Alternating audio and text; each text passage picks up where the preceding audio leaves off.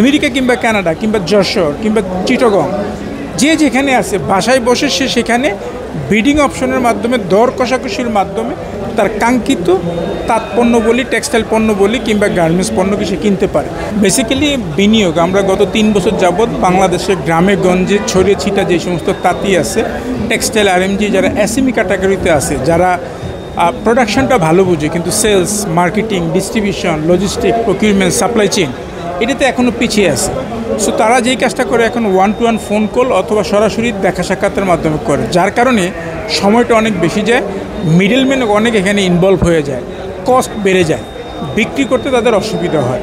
Fabric লাগবে digital platform, এই পুরো জিনিসটাকে সাপ্লাই চেইনটাকে অটোমেশনের মাধ্যমে বায়ার এবং সেলারকে সরাসরি অর্থাৎ প্রডিউসারের সাথে দেশি বিদেশি যে বায়ার আছে বা ক্রেতা আছে তাদেরকে কানেকশন করায় দেয়। একদম অজপাড়া গায়ের একটা গ্রাম থেকে একটা ফোনের মাধ্যমে আমাদের অ্যাপস ইউজ করে তারা এই পণ্যটা বিক্রি করতে পারে। আমেরিকা কিংবা কানাডা কিংবা যশোর কিংবা চিটাগং যে যেখানে আছে বাসায় বসে সে সেখানে বিডিং অপশনের মাধ্যমে দর কষাকষির মাধ্যমে তার কাঙ্ক্ষিত তাঁত পণ্য বলি, টেক্সটাইল পণ্য বলি কিংবা গার্মেন্টস পণ্যকে সে কিনতে পারে। আর এই ইনোভেশনের রেজাল্ট হিসেবে আজকে আমাকে এই অ্যাওয়ার্ডটা দেওয়া হয়েছে। I am so grateful to Almighty, I am so grateful to present government যে এই স্বীকৃতি আমাকে দেওয়ার জন্য।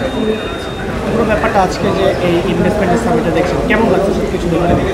ডেফিনেটলি অনেক ভালো লেগেছে এবং আমার কাছে মনে হয় যে এটা যদি প্রতি মাস ওয়াইজ, সেক্টর ওয়াইজ করা হতো, লেটসে টেক্সটাইলের জন্য একটা, গার্মেন্টসের জন্য একটা, ফিনটেকের জন্য একটা, অ্যাডটেকের জন্য একটা, বিভিন্ন ক্যাটাগরি অনুযায়ী যদি করা হতো, নতুন নতুন ইনভেস্টর আমরা পেতাম, নতুন নতুন আমরা বিনিয়োগকারী পেলে নতুন কারখানা হইতো, নতুন কর্মসংস্থান হতো, দেশের ট্যাক্স বেড বাড়তো, সো দেশের ইকোনমি গ্রো হতো।